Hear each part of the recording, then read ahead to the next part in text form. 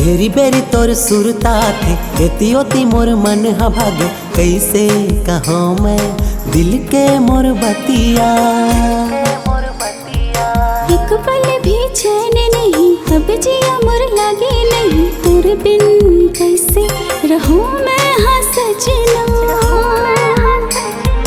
जाने मोर जानता है बात मोर मान, जाने मोर जानता है बात मोर मान, तोर बिना रानी मोर छूटा थे परान।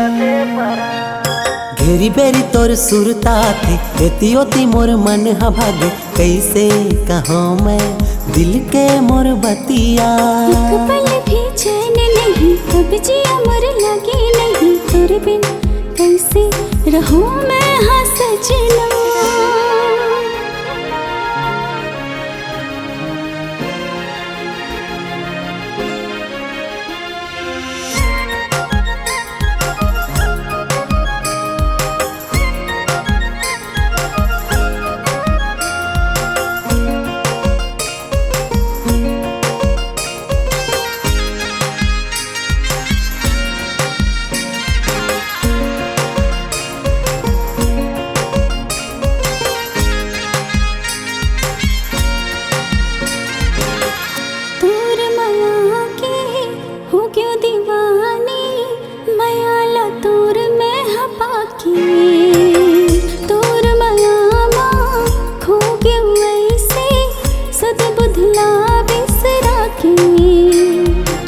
अपन तीर में तोला बैठा के फिर देखे तोला मैं रानी बना के देख तेरी थो तोला मैं हाँ सजनी।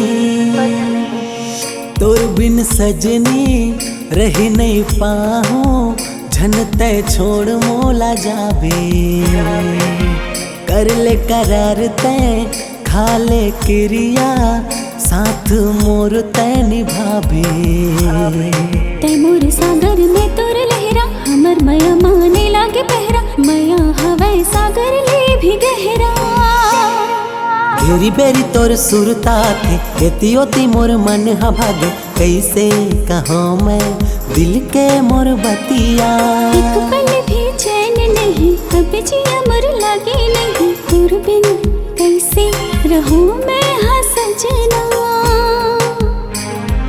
जाने मोर जानता है बात मोर मान, जाने मोर जानता है बात मोर मान, तोर बिना रानी मोर छूटा थे परान।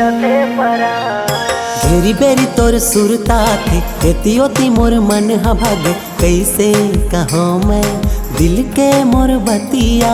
एक पल भी चैन नहीं अब जिया मोर लगे नहीं तोर बिन कैसे रहूं मैं हाँ सजना।